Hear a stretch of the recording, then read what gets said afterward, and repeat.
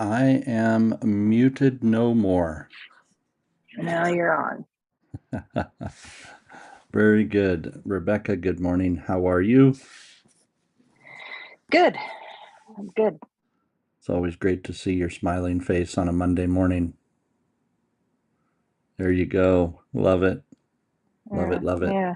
Yeah. How's that look? Is that good? Yeah, you get good. Okay, that's pushing it. Come on. All right. Man, we have an exciting topic this morning. I know we're going to be a couple of people short on Zoom because they're in airplanes this morning. So Oh, So that's going to lessen our Zoom meeting group. But let's go ahead and start talking about this subject. We're just a minute away from the official go time. So Rebecca, why don't you share with us a little bit of the topic and why you chose this topic for today? well, we had made the discussion of we were going to kind of step away from discussing failure. I mean, we have been discussing it for quite a few weeks now, and it's we needed something a little bit more. I don't know if this is peppy, our discussion today, but a little bit more on the positive side, and it is called Monday Mindshift. So it's just thinking a little differently about things, and working towards making whatever change it is that you want in your life. So this morning's topic is short term versus long term thinking. Hmm. And yeah, that is something that I am a more of a short term thinker, and I need to work on thinking long term, not just what's happening today, but looking down the road. So your awareness is high that you need to be thinking more long term. What's motivating that for you? Part of it is, the changes that we've made in the last few weeks with now living out on the road. Still very excited about it, but um, it's one of those things that you can make a plan and the plans change, but you have to have a something that you're working towards. You have to have a goal. You have to have, which I don't like calling it a goal, because once you reach the goal, then what? But you have to have something that you're moving towards, and it's got to be further than just today. It's got to be thinking about tomorrow. None of us are promised tomorrow, but we have to have I guess, a path where we're going. If that makes sense. So, in your mind, is long term like a week, a month, a year? What do you consider to be long term and short term? Well, I think there's different stages. I honestly do. You can't look at just 30 years down the road and that be your. I think you need to look at 5 years. You need to look at a year. You need to look at 10 years. I think you need to look at the different stages, because you can't just look for that end and not think about what you're going to do to get to that end. Okay, so so when you think about that end, or see what I think what you're describing is more what I would call a vision, right? It's a place you want to go to. It's something that you can see, some kind of an impact that you want to make, and something that you want to do within your own personal life, your professional life, maybe it's your financial life, but you're seeing something in the future that you want to pursue, and that could be something that's a year away, or 30 years away, or something of that nature. But you're talking a little bit more about being able to see something down the road. Is am I catching that? Well, it's long-term thinking. I mean, I think that encompasses many parts of our life. Um, you need to have short term and long term. I think you need to have both, but you need to have short term and long term thinking when it comes to your relationships, to your business, um, to your health. You need to have, to reach those long term goals, or like I said, I don't like calling them goals. I'm going to have to figure out a different word. But to reach that long term vision, you have to set the short term ones also. Yeah, absolutely. And that's the part that I find exciting about thinking long term. You and I have had this discussion, years ago. It used to frustrate you that I would think long term a lot, and I was more in the future than I was in the present. And I had to learn to balance that. I had to learn to balance the current as much as I did the future. But going into the future was very, very easy for me. It's very easy for me to see a vision, to pursue something with passion, to pursue something on purpose. And it was a little bit harder, for you. But a lot of that was the challenges that I brought along the way, because it was it was you in the day to day. It was you doing a lot of that, and I was working Right. towards that long term. So, we've had to have some balance there on both sides. The thing that I've learned is, which is what you've just mentioned, having a long term vision, being able to look into that future, but at the same time be able to break down the steps. And this is where I feel, Rebecca, we can bring a lot of value to people today. Is talk about the importance of long term, but then give someone a path. How do we start breaking down a long term vision, a goal, an outcome, a desire, whatever it is that you want to call it out there in the long term? How do you start breaking that down to know that the decisions and the actions that you're making today in the short term are going to get you to what you see in the long term? That's where I see so many mistakes being made. Is we have a long-term objective, but our daily objectives do not align with that. And that's a huge issue. That's a huge problem. Does that make sense? Right. Yep. Well, and John has a training on that, and we do talk about that a lot, about the history of our future. And I think that is a big thing. And I bring that up a lot with our clients and people that we talk to. Um, because you set your vision out there, and say you set your vision out there for 30 years, and then you work backwards. So if I want to be in this place in 30 years, where do I need to be in 15 years? And in 15 years to get to that place, where do I need to be in 10 years? And you keep going back, but you go back until tomorrow. What do I need to do even today to make sure that I'm working towards tomorrow's vision, towards the 10-year vision? And it's one of those things, I think you can have short-term thinking without having long-term thinking, but I don't think you can have long-term thinking without having short-term thinking. So here's a quick question. Many, many, many coaching clients that I've worked with, they struggle with establishing a long-term vision and establishing long-term goals, even if they're just 5 years. What do you think it is that makes it so hard? And I have very much an opinion on this, but I'd love to have your opinion on it. What do you think it is that makes it so hard for people to establish a long term thinking, the long term vision, the long term outcome or goals? What makes it hard for people to do that?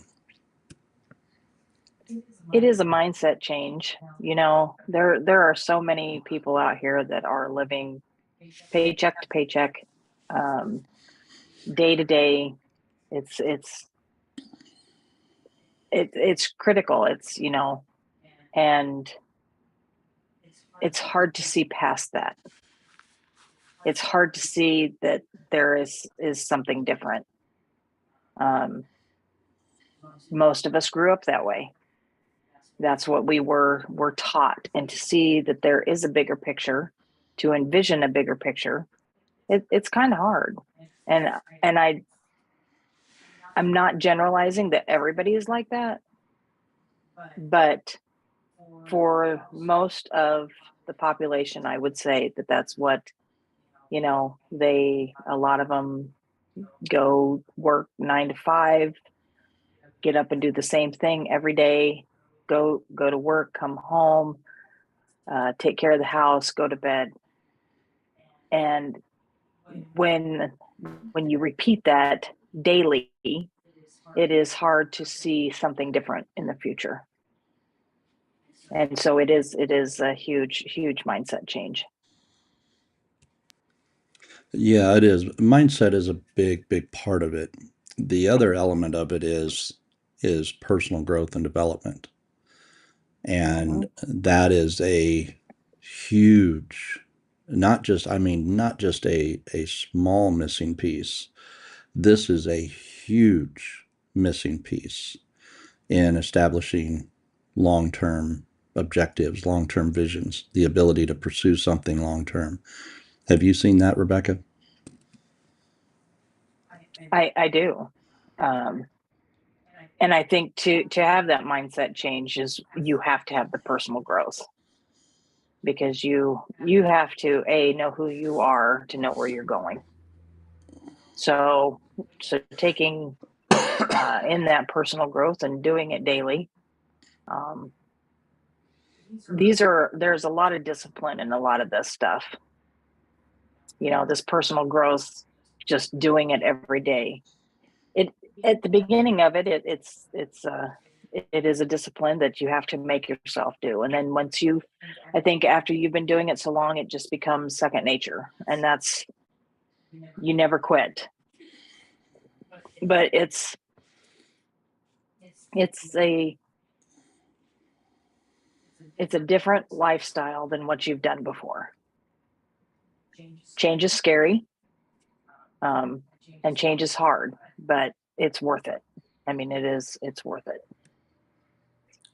Yeah, and that's where I think the personal growth and development comes in. I'll just lay out my thoughts on this. In fact, I did a coaching call on it just yesterday. And one of the biggest challenges that I see people struggle with is who they are, who they are in their vision, who they are in their future. You see, like the history of your future, the coaching program that you mentioned earlier. The big question that you want to ask people on the history of your future questions is, who are you in 10 years? Who do you see that you are 10 years down the road? See, we live in a society today where the focus is always on what you do. When you meet somebody new for the first time, we don't walk up to them and say, "Hi, I'm Kylan. Who are you? Who are you? Tell me who you are." We meet somebody, we might introduce each other by name and then go, "So okay, so what do you do? What do you do?" We focus on each other in this society based on what we do. And when you ask someone to establish a 10-year vision, a 10-year outcome, they struggle with it because they don't know what they'll be doing in 10 years. And I help them restructure that a little bit, because I want to ask the question, who do you want to become in 10 years? Who do you want to be? If you can define yourself, if you can see yourself when you're 65 years old, who are you? Who are you? See, that is something that is totally in your control. What is not necessarily in your control is how fast technology changes, whether or not my job will be the same, whether or not my business will still be there. So many of those things are not necessarily in your control. But what is in your control is who you are developing yourself to be.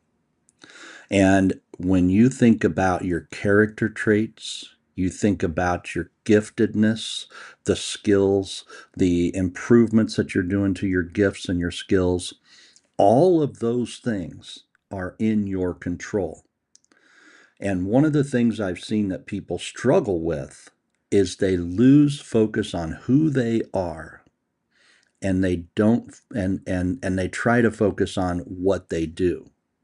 I'm going to challenge people on this call today. If you're listening to this, if you're watching this, take the focus off of what you do and turn the focus onto who you are. It's completely different. You see, when you start thinking about personal growth and development, you can establish and envision a person in the future, a person who's maybe respected. I hear people say, well, I want to have my team's respect. I want to have the respect in the industry. Okay, what does that look like for you?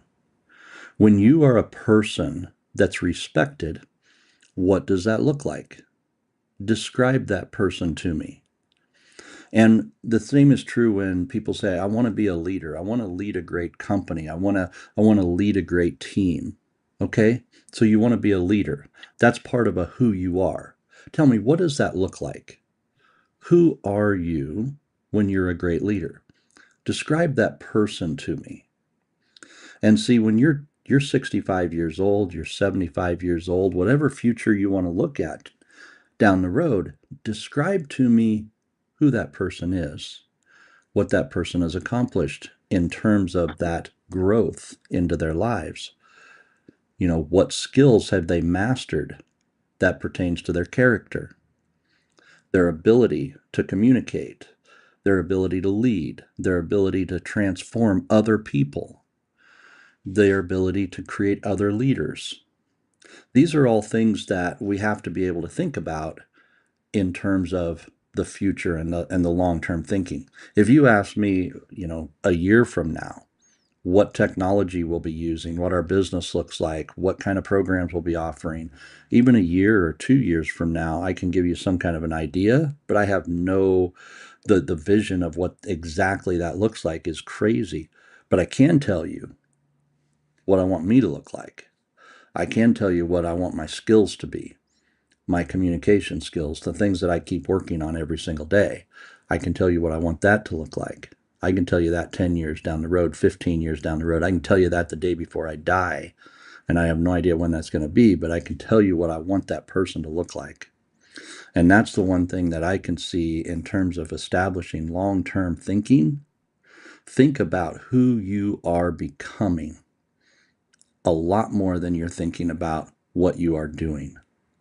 Because if you're thinking about who you're becoming, what you do can change and exceed your goals, exceed way past your goals.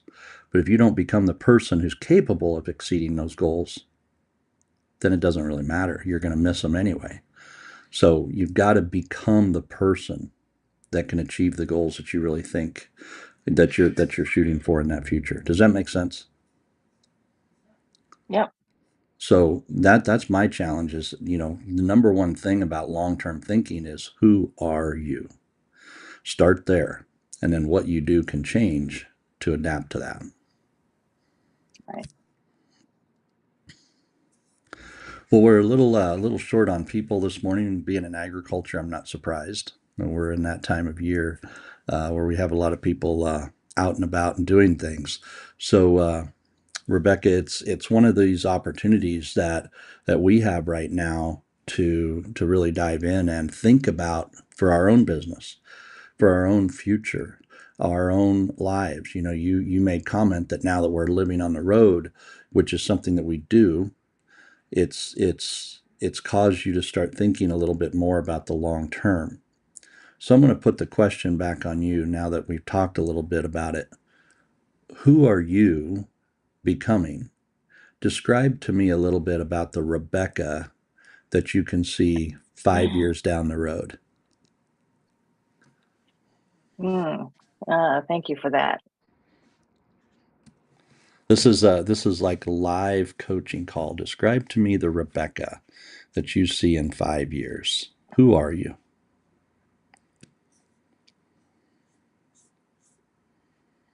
Oh man, that's been something that has, um, even in my own life, has been something that's very difficult because I, for a long time, never knew who I was to begin with, and it has been just the last couple of years that I have started to try to find myself, um, and I want to be a person that earns people's respect. Um, for many years, I was not that. I was not that person, and I I want to be a person that our grandkids are proud of. That our grandkids are proud to call us Nana and Papa, and that we are influencing their lives as they grow older, um,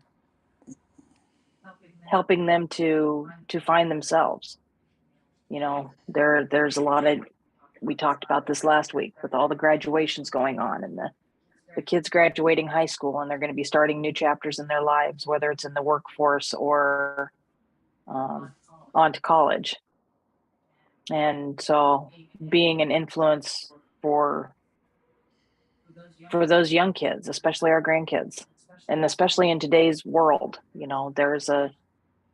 I think every generation has faced something just because of the changes that have come in the world. And I think there's a lot right now for these young kids. Um,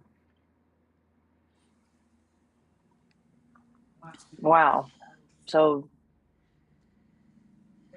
there's so many. I just, and I don't even know how to put them all into words. Um, I want to know my worth and that I'm worthy.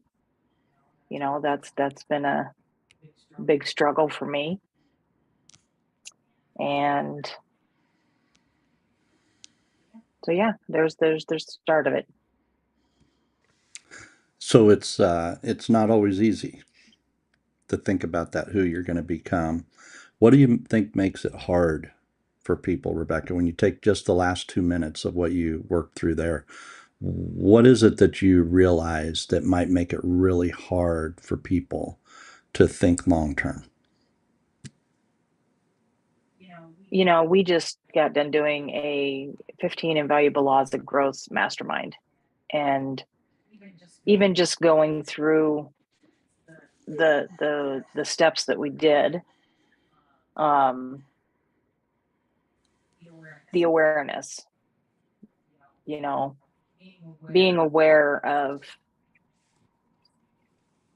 the things that we say to ourselves, um the way that we look at things, being aware of the way that we think of others, you know so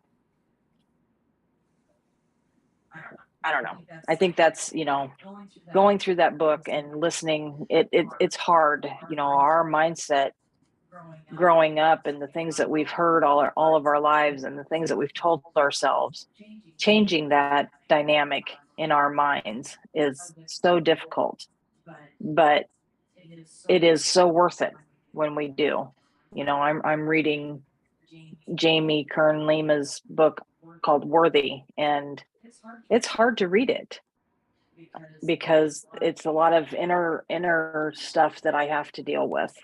Um, but when it comes down to it, it is stuff that I have to change. I mean, I can read her book and get the inspiration and the motivation, but in the end, it's me that has to do the steps to change those. It's not up to you in our relationship for you to make me feel that I'm worth it. I have to know I'm worth it, and that you get to be a part of that with me. And I think a lot of people struggle with that just because of the things that come into our mind. We talked a lot about, uh, even the growth that we want to do when you've got something in your mind that says, oh, well, you can't do that, or you're not good enough at that. And it's just even those little things in our own mind, working through those. So But, go ahead. so what you're describing then is the need for us to change. I mean, you said that you'll struggle with things from our past, which we all have that, and we all have issues that we would like to work through. We all have great things in our lives that we'd like to make better. All these things require change. Whether you've got something that's really really awesome that you need to improve on, or you've got something that's not so awesome that you want to change. Either way, it takes and requires change. Like change is the constant variable, right? Mm-hmm. So if change is the constant, whether it's changing something that is already good into something better or changing something that's bad into something good, what makes that change so hard for people? Why not just like, wow, yes, I want that. Change is not going to be an issue for me. This is, oh man, I'm going to do this. What makes change hard for people? Oh, for a lot of people, and myself in particular, change is hard because it requires me to come out of my comfort zone. Um, this whole I talk about the journey of trying to get healthy, and I want to do it the right way, and I want to do it, um, so I'm not. Uh, I just I know it takes eating the right foods and exercising is ultimately what it takes. And but I like food, and I like sugar, and my comfort food is macaroni and cheese. I love Kraft macaroni and cheese. But if I were to eat that stuff in moderation, would probably be not horrible. But I don't. I tend to that's my go-to. But I also know for me to get out of that, I have to do things that is difficult. Fixing foods instead of just going and buying pre-made stuff all the time.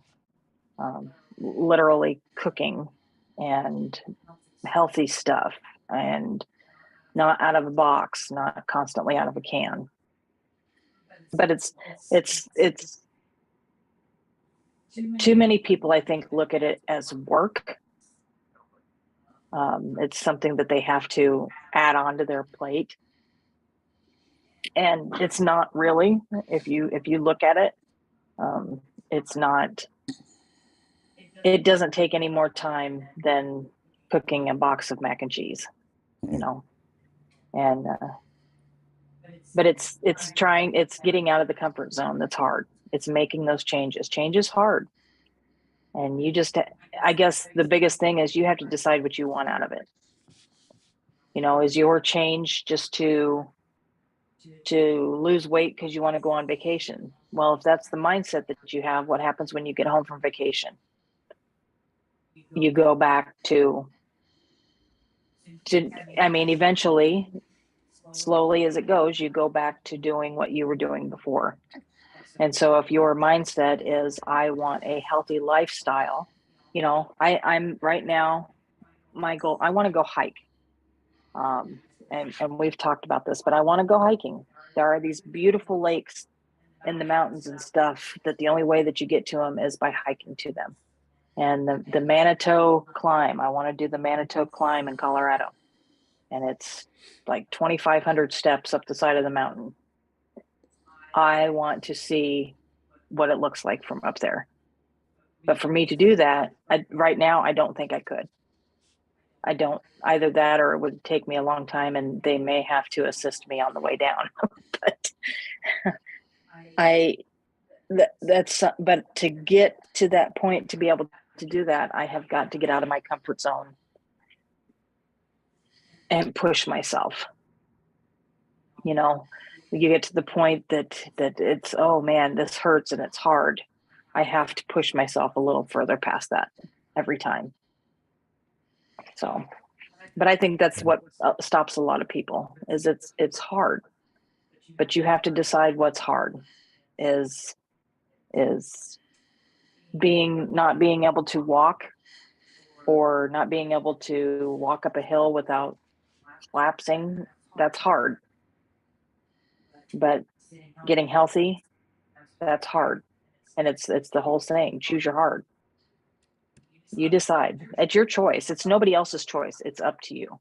You know, even a doctor can tell you, if you don't do this stuff, you're going to have complications. You're going to have issues. You're going to possibly not live past 5 years if you don't change the things in your life. He can tell you that, she can tell you that, but for you, it has, you have to be the one to make the changes. You have to be the one to make the choices, nobody else. You Yeah. know, I like to blame it on Kylan when we go get ice cream because it's his fault that I went and got the ice cream. Well, it was my choice to put the spoon in my mouth. So, Yeah, it really is not easy. Change is not easy. You know, healthy lifestyle changes, healthy mindset changes, healthy spiritual changes, healthy mental changes. You know, when you think about being healthy, healthy should be something that's whole body. It's mind, body, spirit. It's all elements, and it is hard. It is hard. You know, sometimes it's hard when, you know, you mentioned our childhood elements. You know, sometimes it's hard when we think back to what if what I'm believing is wrong? What if I've been wrong for a lot of years, or maybe I'm a little off track on some of my thinking? What if what I'm thinking isn't true? What if some of my thinking could be better, and you know, maybe I'm only partially thinking into this the way that I should? You know, these are things that I've had to look at, you know, in my own life and my own journey, especially my spiritual journey, and you know, my relationship with Christ, and so much of that has been such a journey for me, and it's impacted so many other elements of my life. And the thing that I've learned though is if you just focus on one area and you forget the others, you're only going to make minor improvements. But if you really, really want to be good at who you are becoming, regardless of what that vision looks like for who you are, you want to be thinking about the whole body experience, mind, body, spirit. And that is something that does require change, regardless of where you are. You know, John Maxwell would tell you he's probably the best, you know, uh, well-rounded, whole body type person that I know of for being 75 years old, full of energy, still making new things, doing unbelievable things in his life. Um, he would tell you that he has so far to go, that he has so many changes that he needs to make. He has so much that he still needs to do. And he'd be the first one to tell you, even as aggressive as he is on his personal improvement, he would tell you straight up, he's got so far to go. And that's the challenge of the human life. I'm not in competition with somebody else. I'm not competing with anybody else. I'm only competing with me yesterday. And that should be our focus for change. What can we do today that can help us be better than we were yesterday in you every know, and area of life? part of that is sometimes I think that we talk to ourselves and try to justify things. Um, you know, and it's not, so you want to have a piece of cake. Have a piece of cake. But if you're having a piece of cake every day after every meal, it's going to affect you. But if you're having a piece of cake once every 3 months at a wedding or a grad, you know, don't But don't go, okay, well, the cake never bothered me yesterday, so I'm going to have another piece today, because I've done that multiple times. There's been times that I have eaten horribly during the day, and I got to the point that I was weighing myself every morning. And so I eat horribly, and I'm like, oh, I'm 2 pounds down. I can eat like this and still lose weight. And then the next day, I eat the same way, and I'm 3 pounds up. And it's just like you're telling yourself, hey, I can still do this whatever I'm doing, and justify, oh, it's not that bad. But in reality, if you start taking that a little bit at a time every day, if you start working on it a little bit at a time every day, it'll start adding up. But you can't, because if you're doing that, you're only doing that for yourself. You're only hurting yourself if you're justifying not making those changes. And those changes have to be something that's personally to you. It has to be up to you. I mean, people can give you advice. People can tell you, this is what I think you need to do in your life. Ultimately, it has to be up to you. You have to do it for you.